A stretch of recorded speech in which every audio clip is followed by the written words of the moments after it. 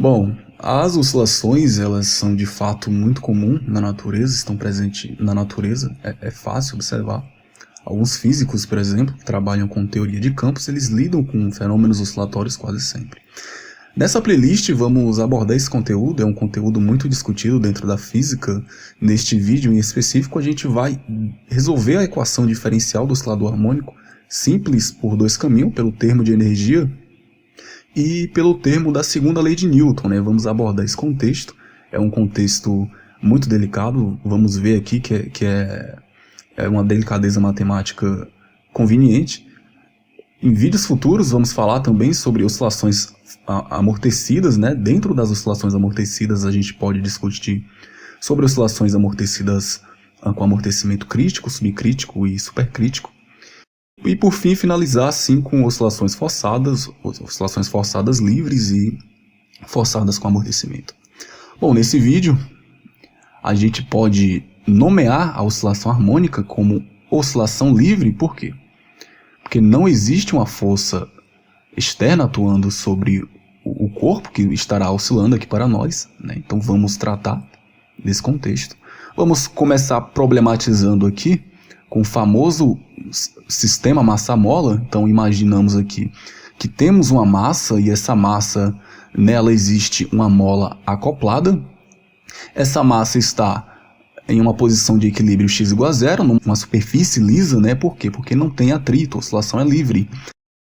A mola se encontra inicialmente relaxada e a pergunta que a gente vai fazer é o que acontece, né? O que acontece? Vamos desenhar aqui. Se eu pego essa mola, se eu pego essa massa que está acoplada, conhecendo a força de natureza elástica, F menos kx, então o que acontece se eu pego essa massa que está acoplada por essa mola e estico ela de tal forma que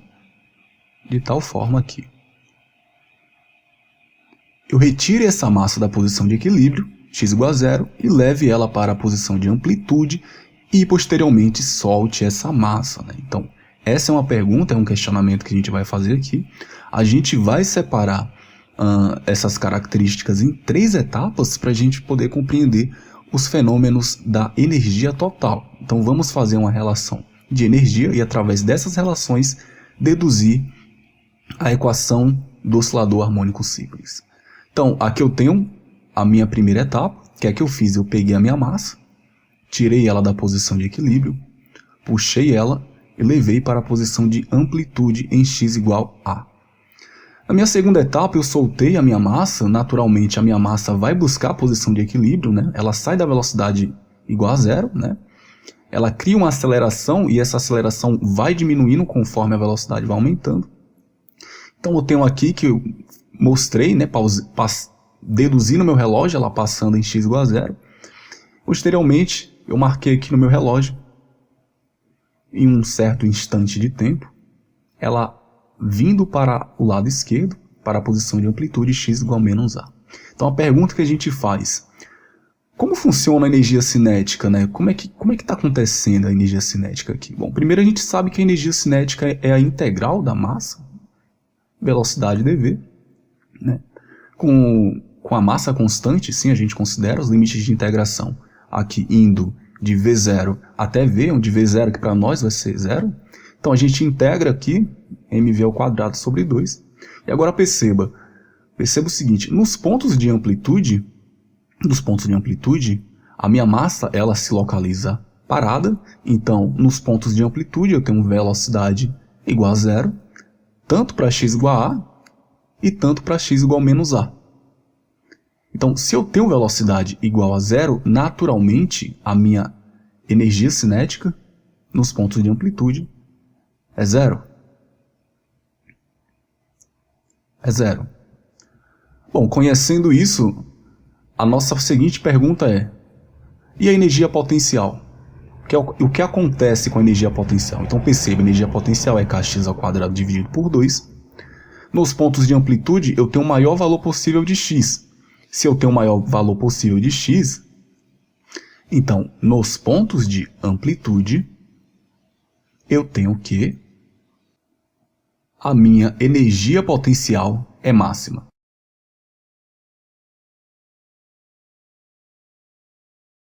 Sim.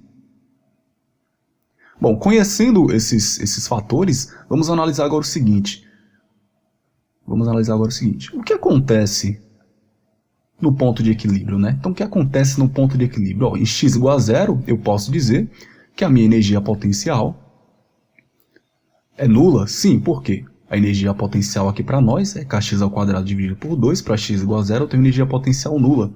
Então, vamos fazer esse esqueminha aqui novamente para a gente analisar o que acontece agora com a energia cinética.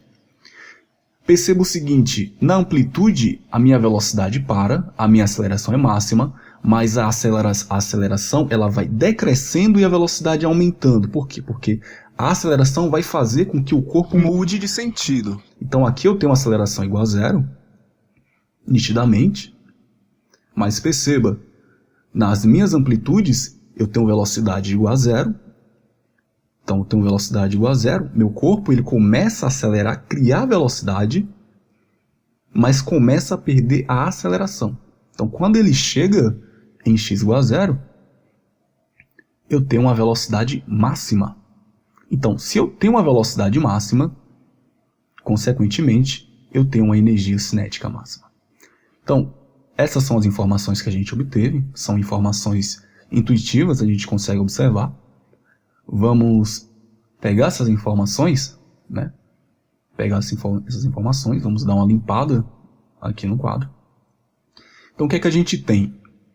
A gente tem que a massa em x igual a zero, no ponto de equilíbrio. Eu tenho que a minha energia cinética, ela é máxima. Porém, a minha energia potencial, ela é nula.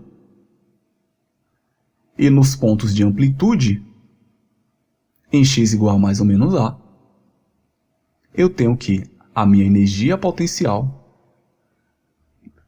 é máxima e a cinética é nula. Ou seja, é o oposto. Então perceba o seguinte, a gente sabe, né, que a energia total é a soma das energias. Então a gente está lidando com um problema que a massa, a oscilação, ela fica trocando energia o tempo todo. Então, mv ao quadrado sobre 2 mais a energia potencial, kx ao quadrado sobre 2, tá? Então, acontece uma troca de energia. Então, o que acontece nos pontos de amplitude, né? Nos pontos de amplitude, eu tenho que a energia cinética ela é nula, como vimos. E eu tenho que a energia potencial ela é máxima. Bom, com isso, a minha energia total fica mv ao quadrado sobre 2, zero, mais energia potencial, K ao quadrado sobre 2. Por fim, a minha energia total é igual a Ka ao quadrado sobre 2. Bom, vamos retornar para a nossa equação aqui. A gente tem que a energia total é mv ao quadrado sobre 2, mais kx ao quadrado sobre 2. Bom, a gente sabe que a energia total é Ka ao quadrado sobre 2, e iremos substituir na nossa equação. Então, a gente tem que Ka ao quadrado sobre 2 é igual a mv ao quadrado sobre 2 mais kx ao quadrado sobre 2. Podemos multiplicar aqui ambos os lados da equação por 2, para sumir com esse 2 no denominador, em ambos os lados. Então a gente faz isso. Então eu tenho Ka ao quadrado igual mv ao quadrado mais kx ao quadrado. Bom, a gente pode isolar esse v aqui na equação, é isso que a gente vai fazer. Então tem mv ao quadrado é igual a Ka ao quadrado menos kx ao quadrado. Bom, a gente pode deixar esse K em evidência. Então, mv ao quadrado é igual a K, que multiplica, ao quadrado, menos x ao quadrado. Divido ambos os lados da equação por m. Então, eu tenho que v quadrado é igual a K sobre m, que multiplica a quadrado menos x quadrado. Finalmente, eu tenho que a velocidade que o corpo executa é igual a mais ou menos raiz de K sobre M, que multiplica A quadrado menos X quadrado. Perceba que a gente obteve uma velocidade em função da constante da mola, da massa do corpo, da amplitude que o corpo se localiza, da posição que ele está. Vamos analisar agora o que acontece nos pontos de equilíbrio, né? Então, a minha energia total é mv ao quadrado sobre 2 mais kx ao quadrado sobre 2. Bom, a gente viu que a nossa energia total aqui para o nosso problema é igual a Ka ao quadrado sobre 2, então vamos substituir. Então tem o que? Ka ao quadrado sobre 2 é igual a mv ao quadrado sobre 2 mais kx ao quadrado sobre 2.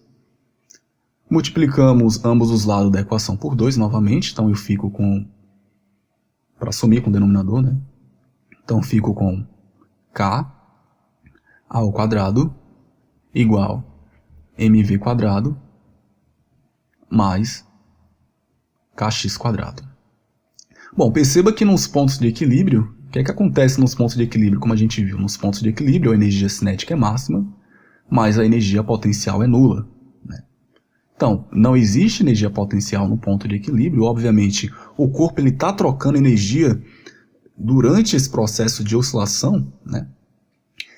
Então, no ponto de equilíbrio, eu tenho K ao quadrado igual a mv quadrado mais zero, porque não existe energia potencial. Energia potencial é nula. Então, finalmente, a gente pode isolar o V na equação, né? Então, a gente tem K sobre M, que multiplica A quadrado. Portanto, a minha velocidade máxima que a gente pode obter, a minha velocidade máxima é igual, mais ou menos, a raiz K sobre M vezes a raiz quadrada de A quadrado. Isso aqui é exatamente igual a velocidade máxima igual a raiz de K sobre M vezes o módulo de A.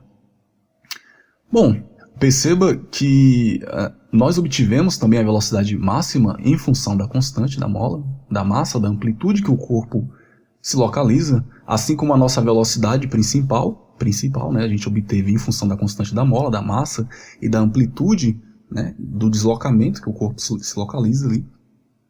Mas é de nosso interesse obter uma função horária da posição. Esse é o nosso sonho nesse momento, obter uma função que a gente possa controlar, né, com o relógio.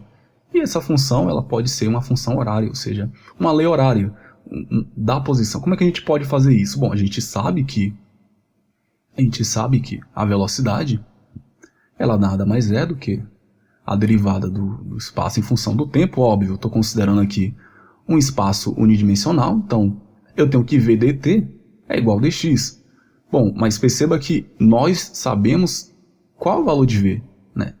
Então, se a gente sabe qual é o valor de V, que fica nítido aqui, foi o valor que nós calculamos, então a gente pode fazer a substituição do V na nossa equação, aplicar o operador de integral, integrar a velocidade e obter a lei horária. Então a gente vai resolver uma equação diferencial básica, nós iremos precisar utilizar de métodos de integração, como substituição trigonométrica. Então vamos fazer o seguinte. Então temos que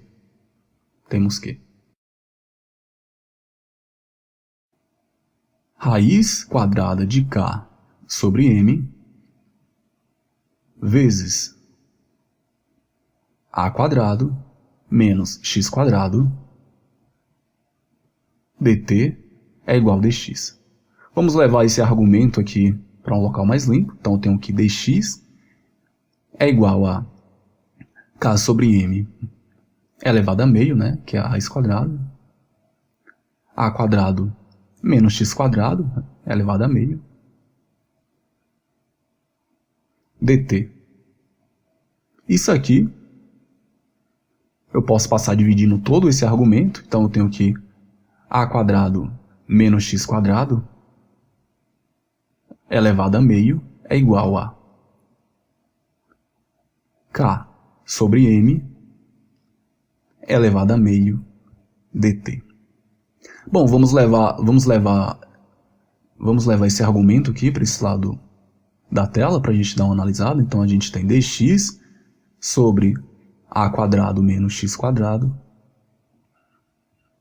elevado a meio é igual k sobre m elevado a meio dt. Bom, a gente pode aplicar integral aqui, a integral aqui, integrar essa equação utilizando substituição trigonométrica. Eu posso fazer uma substituição de variável chamando o x de x igual a seno de θ, onde esse a é uma constante, onde a minha derivada dx vai ser a cosseno de θ dθ. Então, fazendo as devidas substituições, eu tenho que a integral de dx, quem é dx? A cosseno de θ dθ, dividido por a² menos o x, quem é o x? A seno de θ, então a² seno ao quadrado de θ, certo? Tudo isso elevado a meio.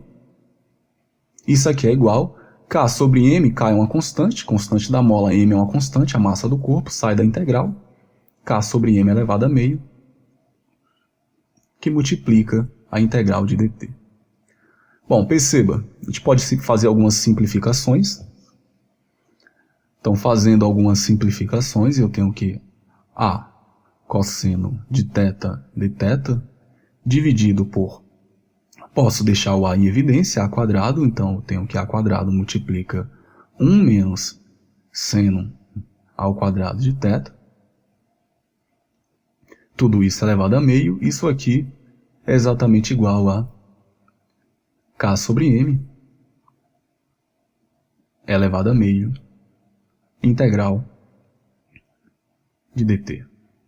Bom, perceba que existe uma relação trigonométrica que a gente precisa ter na nossa mente, que é seno ao quadrado de θ mais cosseno ao quadrado de θ. Isso aqui é igual a 1, então eu posso isolar o cosseno na equação, eu fico com cosseno ao quadrado de θ é igual a 1 menos seno ao quadrado de θ. Bom, esse aqui é o argumento que a gente tem, então eu posso substituir por cosseno ao quadrado. Então, eu tenho a cosseno de θ, dθ, dividido por a ao quadrado, cosseno ao quadrado de θ. Tudo isso elevado a meio. Isso aqui é exatamente igual a k sobre m elevado a meio vezes a integral de dt.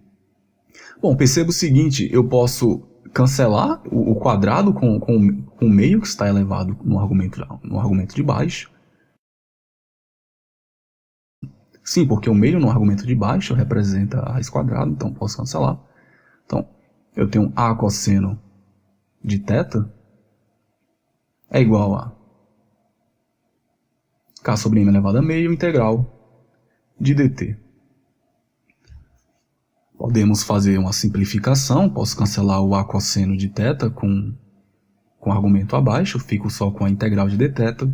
Finalmente, eu fiz o máximo de simplificações possíveis. K sobre m elevado a meio, integral de dt. Posso integrar agora. Então, a integral de dθ vai ser o θ, que é igual a k sobre m elevado a meio vezes a integral de dt é t. Bom, mais a constante. Bom, perceba o seguinte, a gente fez uma substituição dizendo que x é igual a seno de θ. A gente falou logo acima, então a gente fez que x é igual a seno de θ. Então, eu tenho que o meu θ é exatamente igual ao arco seno de x sobre A. Bom, substituindo o θ na nossa equação, então, arco seno de x sobre A é igual a k sobre m elevado a meio vezes o tempo mais a constante. Finalmente, eu tenho que x sobre A é igual a seno de k sobre m elevado a meio vezes o tempo mais a constante. Isso aqui é exatamente igual a x a seno de k sobre m elevado a meio vezes o tempo mais a constante. Bom, perceba o seguinte, obtivemos a equação da posição, uma equação que agora depende do tempo. A gente obteve que x é igual a seno de k sobre m elevado a meio vezes o tempo mais a constante. Onde eu posso definir a minha frequência angular ou frequência natural de oscilação como k sobre m elevado a meio. Logo, meu x é igual a seno de ômega 0 t mais a constante. Então, a gente conseguiu obter a equação em termos de energia, e uma das minhas propostas é fazer uma seguinte relação, né? Vamos utilizar a segunda lei de Newton e obter também uma equação da posição para o oscilador harmônico simples que efetua uma oscilação livre. Então, primeiro, a gente precisa entender que a segunda lei de Newton, ela vai me dizer que a força, que é uma grandeza vetorial, é igual à derivada do momento linear no tempo, ou seja, a força é igual à derivada de mv no tempo, dt. Se eu considero a massa constante, então eu tenho que a força é igual a massa, sai da derivada, dv dt. Obviamente, isso se a massa for uma constante.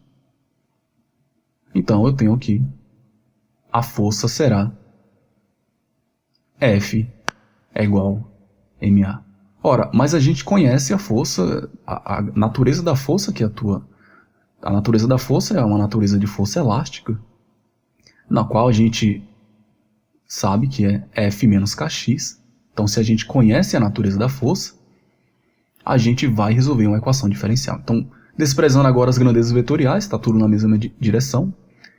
Então, a gente tem que ma é igual a menos kx. Perceba que a nossa aceleração ela pode ser escrita como a derivada da velocidade no tempo, ou então como a segunda derivada da posição no tempo. Fazendo isso, eu tenho que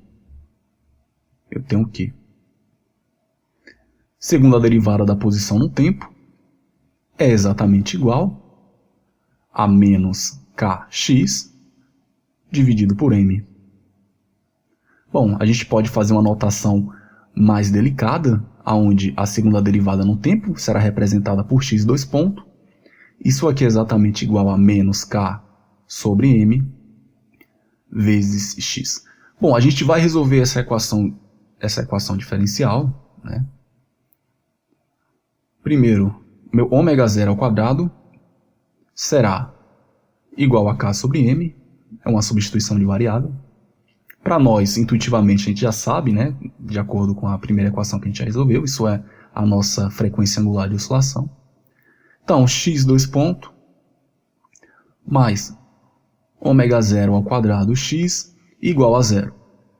Iremos fazer nesse momento uma extensão analítica para resolver essa equação diferencial é uma equação homogênea.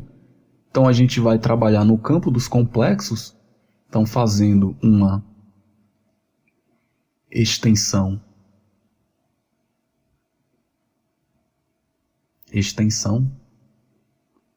analítica, a gente vai trabalhar no campo dos complexos. A gente tem que z dois pontos mais ômega zero ao quadrado z é igual a zero. Uma solução possível onde uma possível solução é um z de t igual o meu e, número de Euler, exponencial na pt. Então, vamos ver realmente se essa é uma possível solução. Então, z de t é igual a e na pt. Vamos aplicar a primeira derivada. Então, aplicando a primeira derivada, eu tenho que p, e na pt, derivada pela regra da cadeia. Aplicando a segunda derivada, z dois pontos, vai ser igual, aplicando a regra da cadeia novamente, p quadrado e na pt. Então, vamos pegar essas informações e vamos substituir na nossa equação diferencial, né? Z dois pontos mais ômega zero ao quadrado z igual a zero. Então, vamos substituir. A gente tem z dois pontos? Tem. Z dois pontos para a gente é p quadrado, e na pt, ômega zero ao quadrado, o z é e na pt, isso aqui é igual a zero. Bom, a gente pode deixar o e na pt em evidência. Então, deixando em evidência, ela vai multiplicar p quadrado mais ômega zero ao quadrado. Isso aqui é igual a zero. Bom, e na pt nunca pode ser zero, né? O número de Euler não vai ser zero. Mais o p quadrado mais ômega zero ao quadrado é igual a zero. Bom, a gente vai isolar o p na equação. Então, eu tenho p ao quadrado é igual a menos ômega zero ao quadrado. Logo, p é igual a mais ou menos a raiz quadrada de menos ômega zero ao quadrado. Sim, a gente vai ter uma solução complexa. Vamos levar essas informações aqui para cima. Então, as informações que a gente obteve foi p igual a mais ou menos raiz de menos ômega zero ao quadrado, aonde a gente pode fazer uma simplificação aqui, mais ou menos raiz quadrada de menos 1 vezes raiz quadrada de ômega zero ao quadrado. Bom, raiz quadrada de menos 1 é igual a i, a gente sabe. Então, a gente tem duas soluções possíveis. A gente tem p de 1 igual a i ômega zero, e a gente tem p de 2 igual a menos i ômega zero. A solução geral aqui para nós será a combinação linear das soluções. Então, a gente vai fazer uma superposição da solução e a gente vai obter a solução geral. Então, a solução geral será a combinação linear das soluções. A solução que a gente propôs foi um z de t igual e na pt. Então, fazendo uma combinação linear, a gente tem aqui, ó, z de t igual a na e na p1 t mais b na e na p2t, e a gente vai resolver essa equação. Bom, perceba o seguinte, a gente tem as informações, então eu tenho que z de t é igual a uma constante A arbitrária, I ômega 0t, mais B, na menos I ômega 0t. Bom, vamos relembrar aqui uma relação de Euler, onde diz que um E na IK é igual a cosseno de K mais I seno de K.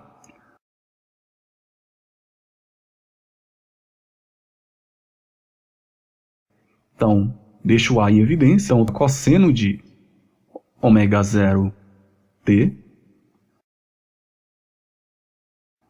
mais I seno de ômega 0t. Fazendo o mesmo, então B em evidência, cosseno de ômega 0t menos I seno de ômega 0t. Bom, perceba que esse A e B, eles são constantes arbitrárias. Então, eu posso chamar meu Azinho de A, meu Bzinho, de um I Bzão. Então, eu tenho que Z de T, fazendo as devidas substituições, é o Azão, cosseno de ômega 0t, mais, não esquecemos de fechar aqui,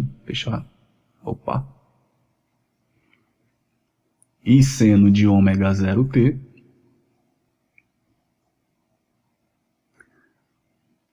mais I Bzão, cosseno de ômega 0t, menos I seno t. Bom, vamos fazer algumas simplificações aqui, né? Fazendo a distribuição, tem um A cosseno de ômega 0t, o A multiplica o cosseno, o A multiplica o seno, aí seno de ômega 0t. Mesma coisa para o IB, então IBzão, cosseno de ômega 0t.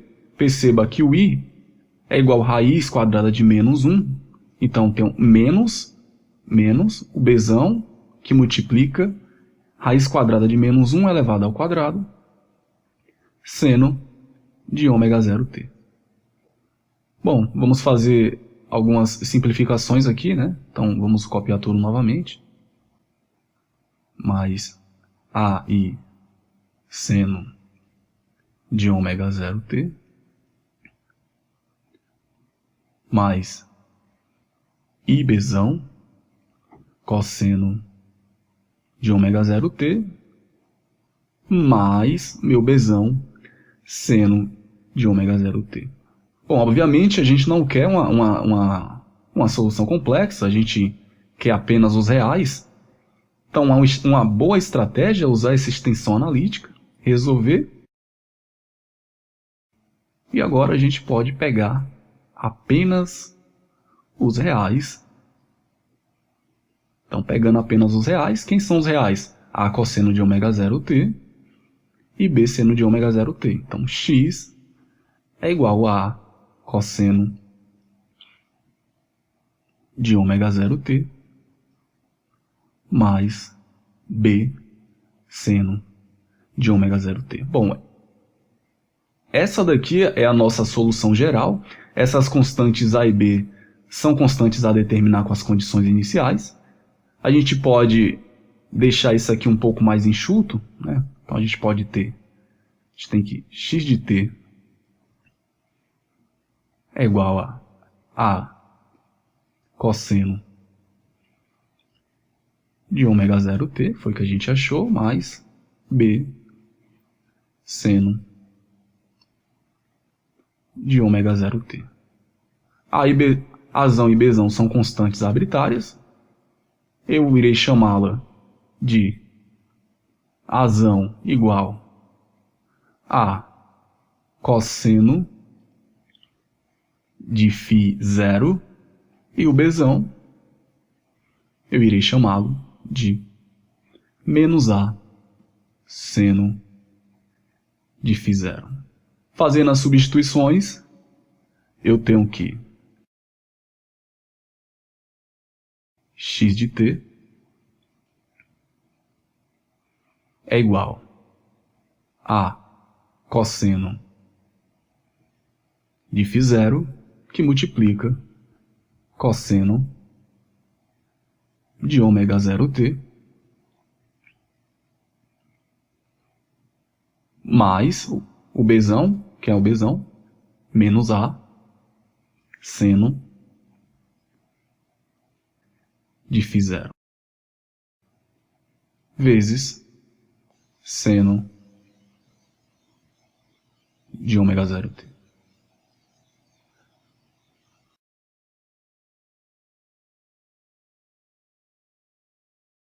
Bom, então, eu tenho aqui o A em evidência, cosseno de φ0, cosseno de ômega 0t,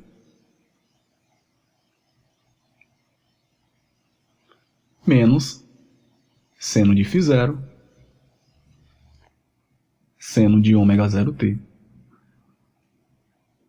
Vamos lembrar aqui de uma relação trigonométrica que me diz o seguinte: cosseno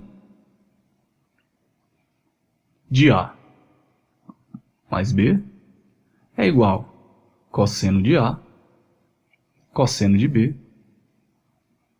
cosseno de B, menos seno de A, seno de B. Ora, sabendo dessa relação trigonométrica, a gente pode reescrever a nossa equação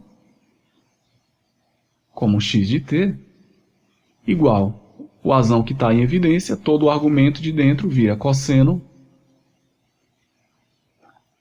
de ômega 0t mais φ0, onde as constantes a determinar agora serão a amplitude e a fase inicial.